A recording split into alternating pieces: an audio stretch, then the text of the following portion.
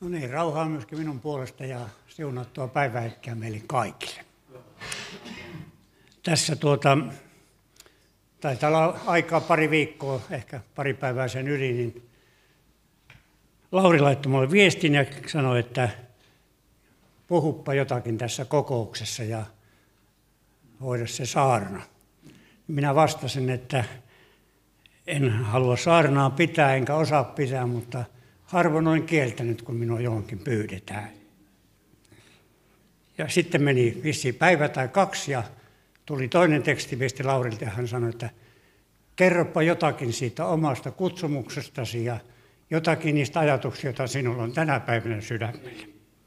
Ja minä ajattelin, että pääsin helpolla, minun ei tarvitse miettiä montaa päivää, että mistä minä lähden puhumaan. Ja näin minä ajattelin, että kerron jotakin kokemuksia matkan varrelta, mitä tässä on nimenomaan tästä seurakuntalähtökohdasta. En niinkään maallisesta työstäni, mutta tämä on seurakunnan keskellä. Ja minä tässä, kun joitakin asioita tuon esille, niin pyydän jo etukäteen anteeksi, jos tässä tulee liian paljon, että minä keskeistä. Ja toinen asia, että mainitsen varmasti monia nimiä tässä, jotka ovat olleet niitä rakkaita työtovereita eri tilanteissa ja mainitsin niitä joitakin nimeltä. Mutta kaikki olet yhtä tärkeitä, koska tiedän, että kaikki olet olleet rukoilijoita ja työn tukijoita ihan siltä pienestä pojasta lähtien. Näin niin voisin sanoa.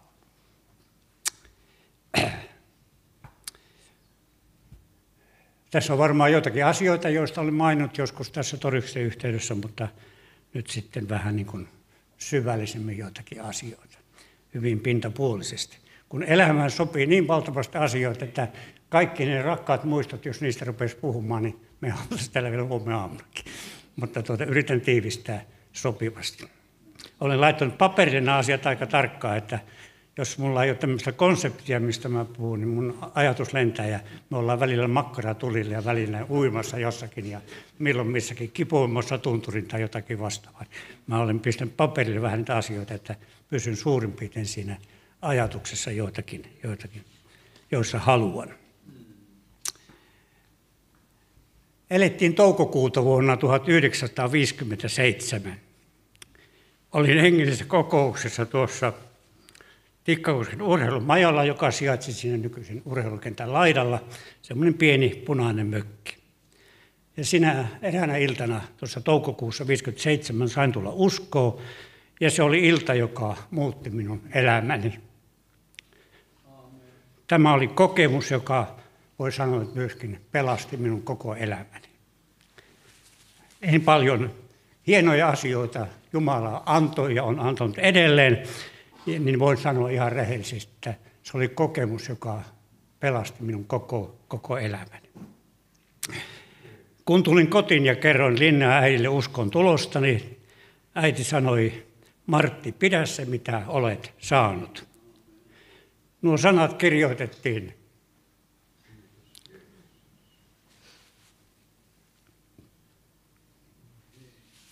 rakkauden lauseilla ja tuli kirjaimin minun sydämeni silloin. Lause kannatteli minua monta kertaa nuoruuden kiusauksessa ollessani. Sain Pyhän Hengen kasteen ja kävin upotuskasteella muutama vuotta myöhemmin.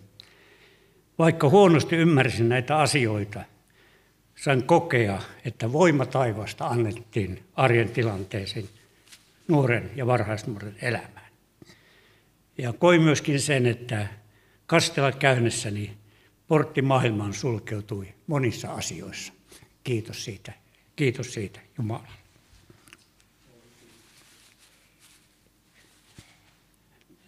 Tekisi mieli sanoa, että rakkaat minua nuoremmat ystäväni, jos jokin näistä kokemuksista puuttuu sinulta, mene rohkeasti eteenpäin uskon askelissa ja astu näihinkin siunauksiin, joita kuuliaisuus sanaa kohtaan tuo sinun elämääsi.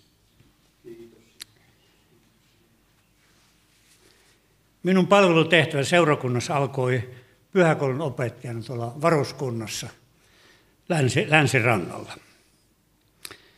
Ensi kertaa, jos en ihan väärin muista, niin ensi kertaa olin siellä pyhäkoulun opettajana, olin siellä sotilaspuvussa, viestimiehen lätkät kaulassa ja lapset ja nuoret katsoivat, että kun sotilas tulee tänne. Mutta siitä alkoi minun pyhäkouluurani tuolla varuskunnan tiloissa. Ja en tarkkaan muista, kuinka monta vuotta me siellä olimme, mutta kyllä se useampia vuosia joka tapauksessa oltiin. Ja meidät kutsui sinne kirkon nuorisotyöntekijä Erkki Luoto, kun hän sanoi, että hän ei saa ketään lähtemään varuskuntaan pyhäkoulun pitäjä, niin hän kääntyi Koljantarin Ullan ja muistaakseni Laitisen Ansan puoleen, nykyisen Niskasaaren Ansan puoleen, ja pyysi, että löytyykö teiltä pyhäkouluopettaja. Ja Tiaisen Seija, joka on jo edesmennyt, Koljantarin Ulla, ja sitten minä lähdin kolmantena sinne. Me pidettiin sitä vuosia pyhäkoulua. Ja tuo varuskunnan pyhäkoulu siellä, niin se oli jollakin tällä siunattu aikaa. Me oltiin siellä väestön suojassa, mutta kerran vuodessa meillä oli juhlahetki. Nimittäin me pidettiin joulujuhla sotilaskodissa ja sotilaskoti täyttyi lasten vanhemmista ja pyhäkoululaista. Meillä oli tosi hienoja tilaisuuksia siellä silloin monta kertaa. Ja noilta ajoilta mieleeni tulee yksi kokemus, jonka haluan tässä kertoa, joka sitten paljastui myöhemmin. Eihän minä tämmöisiä muista vuosikymmenten takaa, mutta olimme kerran tuolla Keloten rantamajoilla syysretkellä, ehkä reilu 10 vuotta sitten, ja ensimmäistä iltaa, kun istuimme siellä Kotatemppelissä iltaa vietettiin siinä yhdessä, niin tuli sitten Nivalan Päivi, nykyisen Kailan Päivi, oli siellä todistamassa sitten, ja tämä Päivi kesken puheen hän osoittaa sormella ja sanoi, että minä olen tullut uskontoon harmaanpäisen miehen pyhäkoulussa.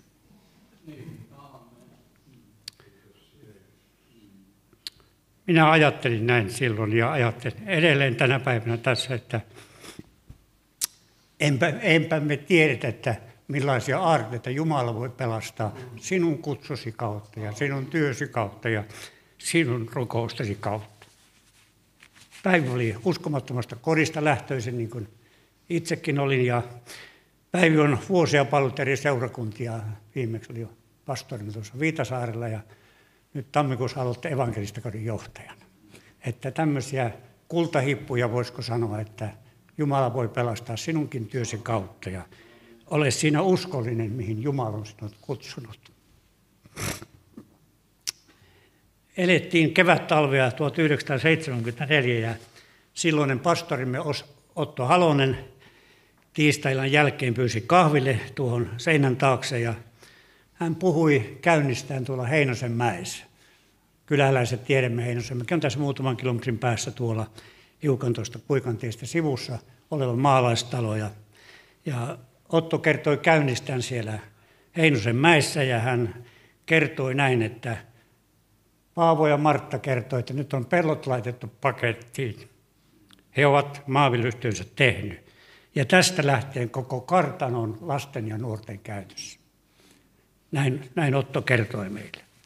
Ja hän sanoi, että Paavo, pappa eli isäntä, on nähnyt unessaan, että tuolla pellolla oli runsaasti kauniita lyhteitä. Otto sanoi, että Martti, aloitetaan siellä lastenleiri tulevana kesänä ja sinä olet se leirin vetäjä. Siinä ei paljon kyselty mielipidettä. Otto jämäkkällä tyylillä sanoi näin ja siitä se sitten alkoi.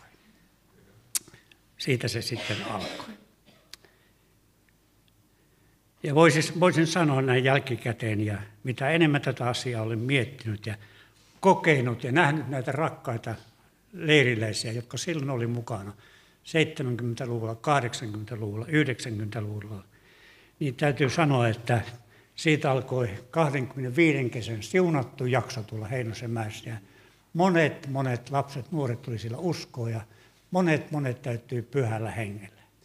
Ja ehkä jos vertaa tämän päivän leiriin, leirit ovat erilaisia, ne on yhtä hyviä, mutta ne on erilaisia. Mutta ja leiriläisten keski-ikä oli silloin varmaan, kun mekin aloitettiin, se oli keskimäärin 2-3 vuotta vanhempi kuin nykyisin. Nykyisiä leiriläiset ovat jo melko nuoria. Mutta haluan korostaa tätä, että monet täyttyivät siellä pyhällä hengellä. Ja meillä oli vanhemmiston jäsenä silloin Mikko Ruuska, joka nykyisin asuu Viitasaarella tai asui niin varmaan 30 vuotta. Niin Mikko oli tämmöinen isällinen, voimakas, pyhän hengen käytössä oleva astia. Ja Mikko tuli joka ilta Heinosenmäkeen ja hän johdatteli nuoria pyhän hengen täyteyteen. Ja muistan kerrankin eräänä illalla, niin kello taisi lähentyä yhtä, kun me lopettelimme rukouskokousta. Ja minä oikeastaan vaadin näille nuorille, että nyt on lopetettava ja lähettävä kotiin tai teltoille. Ja kun siinä jotakin sitten vielä muutaman minuutin viivyin ja menin ylös, niin siellä oli 6-7 tyttöä ringissä kaulakkain ja pyhä henki toimi siellä Heinosenmäen kentällä. Joskus aidosti kaipaan tämän kaltaisia hetkiä kokemuksia. Mutta se oli sitä aikaa ja Mikko-veli sai olla Jumalan kädessä ja käytössä näissä monissa asioissa. Näistä Heinosenmäen leirillä olleita silloin monet ovat tänä päivänä uskossa edelleen valtaosaa, tunnen heitä ja pidän silloin tällä yhteyttäkin. Ja on ilo todeta se, että varsin monet palvelevat vastuullisissa tehtävissä eri seurakunnissa tai eri puolilla maata. Tiedän, että Helsingissä on useita tämän aikaisia nuoria, lähes puolet sen aikaista nuorista asuu Helsingissä. He palvelevat siellä seurakunnissa. Ylöjärvellä, kun mennään, niin siellä on tuttuja monia, jotka ovat niitä leirin satoa sieltä 80-luvun taitteesta tai 70-luvun lopulla. Erään kerran kysyin eräältä Heikiltä, joka tänä päivänä palvelee Jyväskylän vanhemmistossa, kysyin, että mistä se sinun uskon elämäsi alkoi. Heikki hiljaisena poikana oli minuutti hiljaa ja sanoi, että kyllä ne jäljet johtaa sinne Heinosenmäen leirille. Kiitos Jumalalle Heikistä ja kaikista muista, jotka saimme olla yhdessä siellä. Paavolla oli näky ja hän luovutti kaiken meidän käyttöön. Siltä voisi paljon kertoa, kun se oli vanha maalaistalo, niin siellä oli paljon myöskin kunnostettava, että pojat ajoi kuorma-autolla rannalle hiekkaa, kun se oli mutapohja. Ja toiset veljet vanhaa heinälatoa valettiin lattiat ja siitä tehtiin ruokasali. Ja karjakeittiö yritettiin pikkusen kunnostaa, että siellä voisi jotakin soppaa tehdä, kun todettiin, että emännät palveli 40 asteen helteessä siellä kuumassa tuvakeittiössä ja monta muuta asiaa. Mutta innolla oli koko seurakunta mukaan. Muistan, kun Hirvosen Veikkokin tuli kovalla vauhdilla sinne työkalupakin kanssa. Nyt tehdään tuolle pojille vessa ja niin edelleen. Siitä ne leirit alkoi. En voi kyllin kiittää Jumalaa ja korostaa sitä, että kuinka Jumalan runsas siunaus oli noilla päivillä mukana. Ne oli toisaalta ne leirit vaatimattomia, mutta kun pilliin puhallettiin ja sanoi, että nyt ollaan vesileikkiä, niin sitä oltiin ja se oli aika totista. Ja välillä painittiin. Ja kun sanoin, että Paavolo oli näky, että hän antoi tilansa seurakunnan nuorten käyttöön. Me olimme siellä näillä leireillä ja paljon muutenkin siellä vietettiin yhteisiä iltoja silloin 70-80-luvulla. Niin tekee mieli kysyä ja sanoa näin, että mikä on sinun näkysi tänä päivänä, kun haluat palvella Jumalaa täällä Tikkakoskella? Mikä on sinun näkösi? Toteuta sitä näkyä, jonka Jumala sinun sydämellesi laskee. En voi olla mainitsematta, kun niitä leiripäiviä siellä Heinosenmäessä aloitettiin, ja voi sanoa, että varmaan lähes kaikilla näillä 25 leirillä, niin muutama avainhenkilö. Siellä oli Takasen Paula keittämässä soppaa ja hoitamassa emännystä. Mauri oli hämmentämässä puurokattilaa ja Arja oli siivoamassa jälkeen ja monessa mukaan. Mutta kaikki muut, jotka olitte, niin olitte yhtä rakkaita, teille oma rooli. Mutta nämä suurin piirtein taisi olla joka vuosi sen 25 vuoden aikana ja muutamat jatkaa vieläkin. Se on ihan asia, että Jumala antaa alttiutta ja myöskin voimia tämän tehtävään. Olen kirjoittanut tähän seuraavaksi näin, että kiitos Jumalalle siitä kylvöstä, jota saatiin tehdä noilla leirillä. Leirit jatkuivat sitten Kokkolammella ja jatkuvat edelleen. Eihän työ tähän ole päättynyt eikä pääty.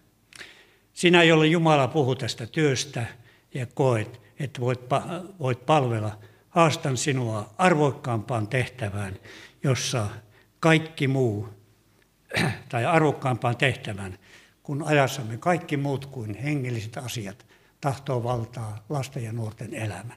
Että olisi joku meistä, joka tarjoaa heille sitä evankeliumin ihanaa siementä.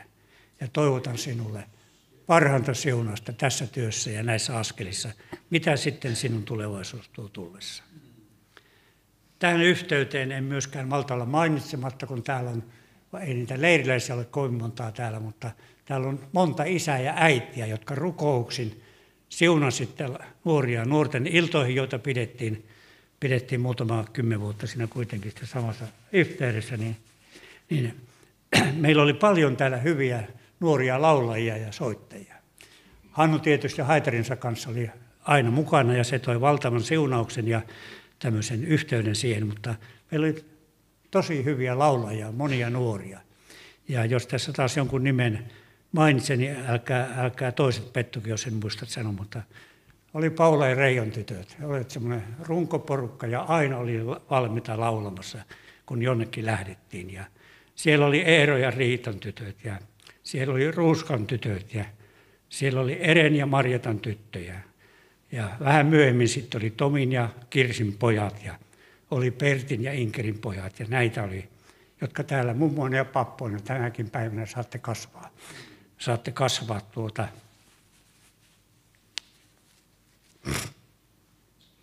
sitä hengellistä kasvua, jota Jumala haluaa antaa meille. Ja kun meillä oli näin hyviä laulajia, niin se ääni jostakin syystä kantautui muutamiin lähiseurakuntiin, Kangasniemelle ja Uuraiselle ja Saarijärvi oli ainakin. Niin me käytiin aina vierailla joskus nuorten kanssa ja niissä oli semmoisia mukavia tähtihetkiä myöskin nuorten elämään.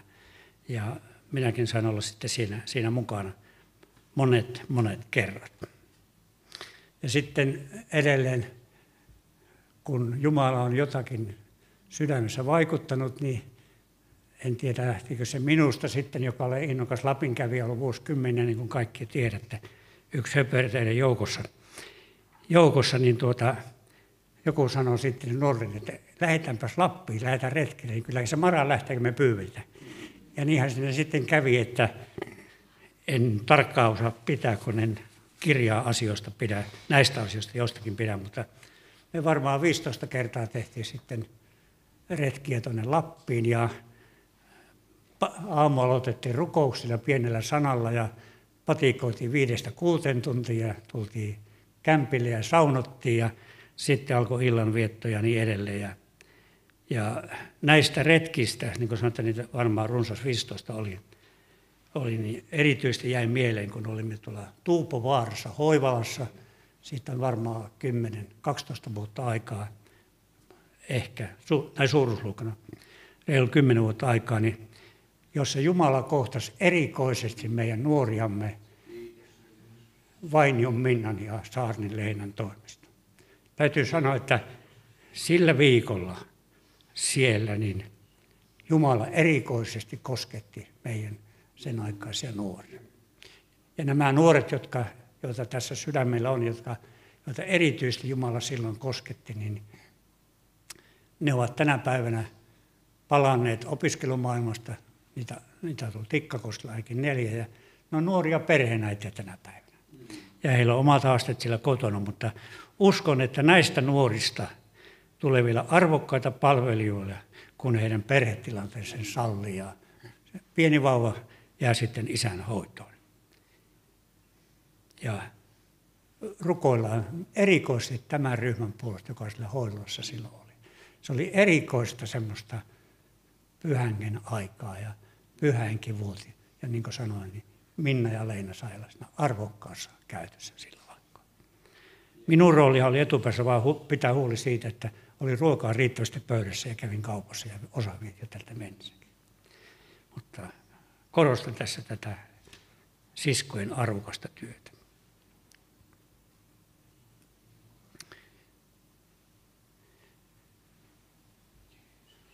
Kun seuraamme aikaamme, jota me eletään tänä päivänä, niin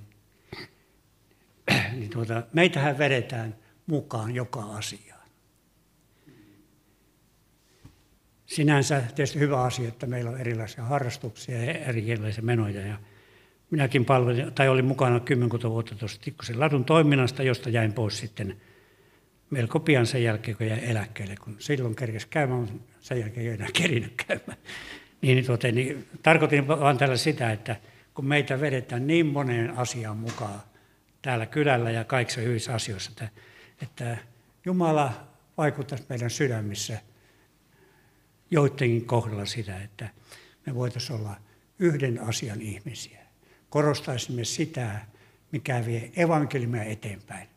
Meillä on täällä henkilöitä, jotka palvelee kyläyhdistyksessä ja siellä on saatu hienoja suhteita luotua myöskin kylän eri toimijoihin ja meillä on ollut hienoja yhteyksiä muun muassa tässä vuodenvaihteessa ja tohinakirkot ja erilaiset tapahtumat tuolla Ilmailumuussa niin edeltä. Että jos Jumala johdattaa sinua tämän kaltaiseen yhteyteen, joka on siunauksi koko paikkakunnalle ja koko seurakunnalle, niin ole myöskin siinä avoimena ja koe, että sinä voit siellä palvella Jumalaa. Ja toivotamme sinulle siunausta myöskin tässä askelissa tulevina vuosina.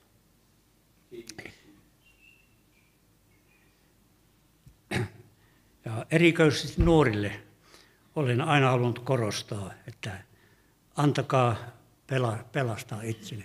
Mitä nuorempana saatte kokea pelastuksen, se on aina sitä parempi, koska synti jättää aina haavoja sydämiin. Ja aina synti jättää niitä haavoja sydämiin. Että mitä nuorempana saat tulla uskoon, niin sitä parempia. Korostakaa sitä omille lapsille, lastenne lapsille, naapureille lapsille. Silloin kun on sopiva tilaisuus ja on se tilaisuus kertoa muutama lause.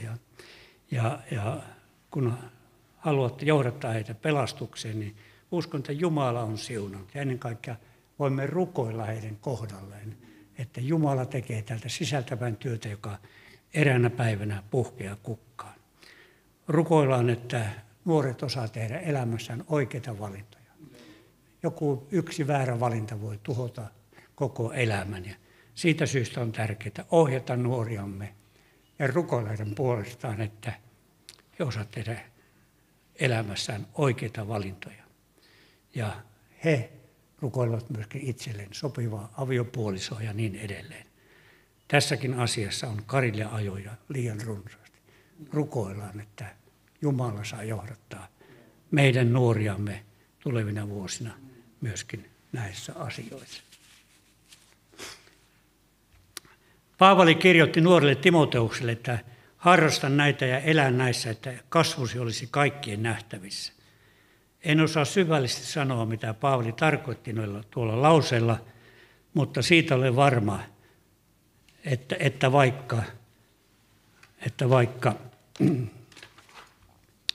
vaikka harrastat näitä asioita, olet oikealla tiellä ja Jumala haluaa johdattaa sinua eteenpäin, että sitä kutsumuspolkua pitkin, jonka Jumala on sinulle tarkoittanut. Harrastetaan, opitaan, ollaan kuulolla, niin kuin Jorma tässä hienosti toi esille vanhempien rinnalla. Ja kuljetaan sitä kutsumuspolkua kohti, jonka Jumala on sinulle tarkoittanut. Kun ajattelen omaa kutsumustani seurakunnassa, olen ollut koko ajan varma siitä, että ne illat, retket, kymmenet reissut, ne ovat olleet Jumalan johdatusta minun elämässäni. Olen siinä saanut palvella. Olen palvellut seurakunnassa myöskin muissa tehtävissä, niin kuin tiedätte, ei minun tarvitse luetella. Mutta nämä asiat ehkä on tullut monta kertaa. Joku on kehoittanut, joku on kutsunut tai olen lähtenyt mukaan, kun on ollut tarpeista. Nähnyt on tarve palvella tuossa asiassa. Mutta se, että sydämeni paloi nuorille ja lapsille, niin se oli Jumalan vaikuttamaa rakkautta. Ja toivon, että se rakkaus säilyy minun sydämessäni niin kauan kuin minä näillä tantereilla astelen.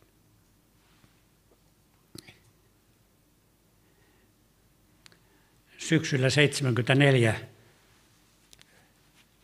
eräs veli käytti puheenvuoron seurakunnan vuosijuhlassa ja sanoi, että on keskusteltu, että pyydetään Kiros ja Marttia koeajalla vanhemmistoon.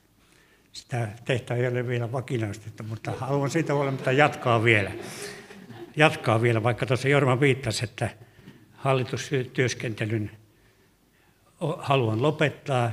Katson, että olen jo iältäkin niin sitä luokkaa, että on hienoa antaa vastuuta nuoremmille, mutta ainakin toistaiseksi haluan palvella vanhemmistossa ja olla myöskin siinä mukana. Mutta jos koeaika pakinistaisi vaikka tässä tilaisuudessa, niin se helpottaisi minua hirveästi asioiden hoidossa. Ja hallituksekin olen ollut 2-3 kertaa eri jaksoissa ja lienee tämä nykyinen jakso on ehkä kaikkein pitempi aikaisin, joka nyt sitten päättyy reilun viikon kuluttua.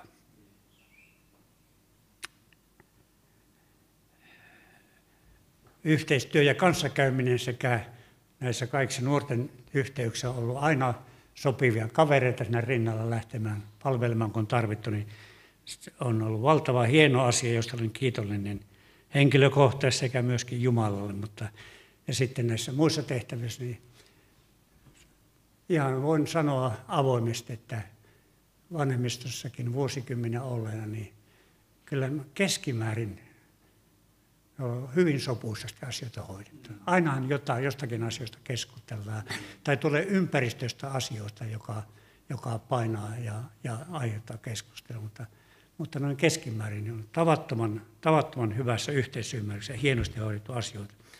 Ja hallituksessa olen saanut pari kertaa nuhteita ja ne on anteeksi saatu ja anteeksi pyydetty. Ja toinen asia oli, kun eräs hallituksen jäsen sanoi, että ei tuo Martin kanssa uskalla olla eri mieltä asioista. Ja toinen nuhde tuli sitten vähän myöhemmin, niin sanoi, että kyllä sä puhut noista asioista, mutta itse sä teet sitten päätöksiä. No, niin kuin mä sanoin, että ne on anteeksi pyydetty, anteeksi saatu. Että kun on aktiivinen luonne ja haluaa kiirehtiä eteenpäin, niin joskus tämmöisiä on sitten syyllistetty, niin kuin tässä rakkaat veljet ja sisaret ovat sanoneet. Olen joskus miettinyt ja todennut, että on monia raamatullisia periaatteita, joiden noudattaminen tuo siunauksen meidän elämään. Tämän olen itse kokenut ja mitä se saattaa sinulle merkitä, niin en osaa sitä sanoa, mutta puhun itselleni tämmöistä raamatullisista periaatteista, joiden noudattaminen tuo siunauksen elämään. Psalmi 119 ja 105 sanotaan näin, että sinun sanasi on minun jalkaini lamppu ja valkeus minun tielläni. Vakuutan sinulle, että kun tuo toteutuu elämässäsi, saat olla turvallisella ja hyvällä tiellä. Olet sitten nuori tai vanha. Saat olla turvallisella tiellä, kun Jumalan sana on sinun jalkaisi lamppu ja valkeus on teilläsi. Anna sanan valon läpäistä sydämesi ja pidetään huoli siitä, että tämä valo saa meidän elämämme johdattaa tänään ja huomenna ja tulevina päivinä. Sama psalmi jatkaa näin, että minä kätken sinun sanasi sydämeeni, etten tekisi syntiä sinua vastaan. Juurrutetaan sanan suojaat ja varjelevat neuvot sydämeemme. Niin saat Jumalan avulla kyllä rohkeasti eteenpäin omassa elämäntilanteessasi. On sinun elämäntilanteesi mikä hyvänä, kun kätket sanan neuvot sydämeesi, niin olen vakuuttunut siitä omankin kokemuksen pohjalta, että meille käy aina hyvin. Edelleen samassa psalmissa sanotaan, että minä olen taivuttanut sydämeni pitämään sinun neuvosi aina ja loppuun asti. Taivutetaan, ja Marttikin haluaa taivuttaa sydämensä tähän ohjaukseen, ja pidetään näitä sadan aarteita arvokkaana meidän omassa elämässämme.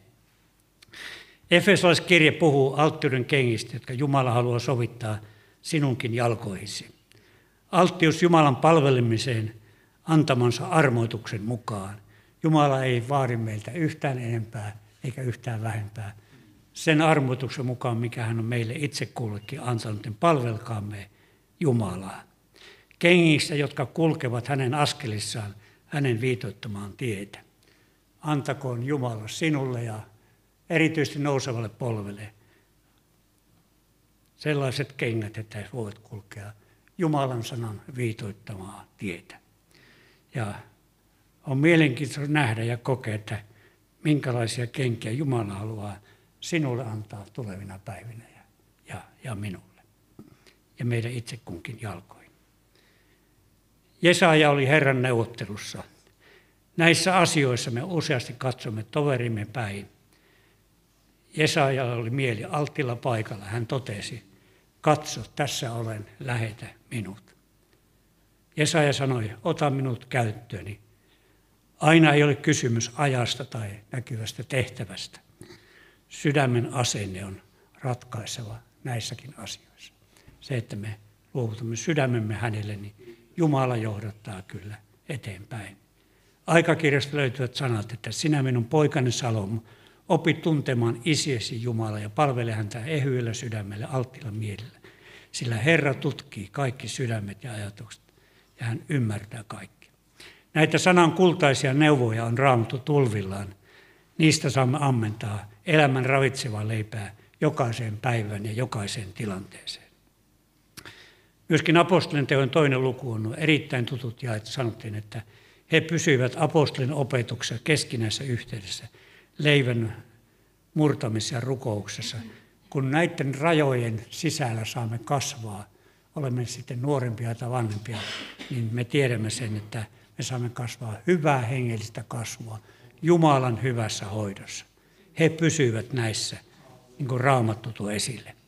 Haluan todeta myös, että olen saanut kokea seurakunnan erittäin turvalliseksi paikaksi kasvaa hengellistä kasvua, ja että saan seurakunnassa olla ja asua seurakunnan rakastavassa ilmapiirissä.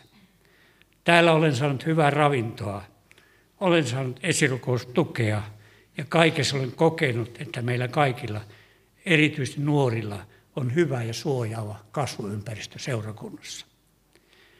Aina kun katson taaksepäin asioita, tulee suuri kiitollisuus Jumalalle hänen avustaan ja kiitos jokaiselle sisarille ja veljelle matkaseurasta niin arkissa asioissa kuin juhlahetkissä, joita olemme tässä Jumalan huoneessa saaneet viettää ja monissa muissa paikoissa. Kutsun ja palvelun kautta olen kokenut suurta siunausta elämäni kaikilla alueilla. Ja sitten tärkeä asia, joka minulta on jäänyt sanomatta varmaan 50 vuotta. Rinnallani on ollut puoliso, joka on ymmärtänyt kutsumukseni, ja en muista kertaakaan, että Eila olisi estänyt lähtöni sanoillaan tai asenteillaan. En kertaakaan muista. Monta kertaa on laukku pakattu, monta kertaa on paita pesty, mutta en koskaan muista, että Eila olisi sanonut, elä lähde Lappiin nuorten kanssa, kun taas viikkoisella viehet. Kiitos siitä hänelle ja Jumalalle. Paimensalmissa tulee hienosti esille hyvän paimenen turvallinen johtaminen elämämme eri tilanteissa. Hyvä paimen vie lepäämään. Hän johtaa virvoittaville vesille. Ei pelkoja. On vitsaakin tarvittaessa. Sauvaa, johon saa nojata. Matkalla saamme kokea, että minun maljeni on ylitse vuotavainen ja saamme asua Herran huoneessa päivieni loppuun asti. Yhtykäämme rukoukseen salmintekijän sanoilla, suo minun asua sinun huoneessasi ja turvautua sinun siipiesi suojaan. Kiitos Jumalalle, että hän kantaa perille asti. Ja lopuksi. En koskaan osannut unelmoida nuoruuden vuosina, miten rikkaan ja antoisan elämän olen saanut elää tämän seurakunnan keskellä vuosikymmenten ajan. Olen saanut palvella ja tulla palveltavaksi. Meitä on muistettu rukouksin. Rukouksin on saatettu matkalle. Muistuu mieleeni eräänä lauantai-aamuna varhain tuossa. Silloin matka tehtiin T-tupapussilla, joka meillä oli noihin aikoihin. Tuli uuraissalaisia muutamia meidän mukaan retkelle ja tämä Päivi, entinen Mäkisen Päivi, mikä sen nykyinen sukunimi? Paanainen nykyinen. Paanaisen Päivi toi uuraissalaisia nuoria toimeen mukaan ja hän tuli pussiin ja minä sanoin Päiville, että siunaa meidät matkalle. Siinä on jotakin sellaista turvallista ja rakkaudellista ja Jumalan johtamaa läsnäoloa tuossakin hetkessä. Päivä sai siunata meitä matkalle, kun olin menneessä. Kun aamuhetkissä olen kiitellyt hyvästä yöunesta ja hyvästä levosta, jonka olen saanut, niin olen myöskin pyytänyt Jumalalta, että saisi vielä muutaman vuoden terveyttä ja voimaa ja yhdessä ilota teidän kanssa ja seurata sitä, mitä Jumala tulee tekemään. Haluan lopuksi todeta hyvin nöyrästi, en minä, vaan Jumalan armo minussa.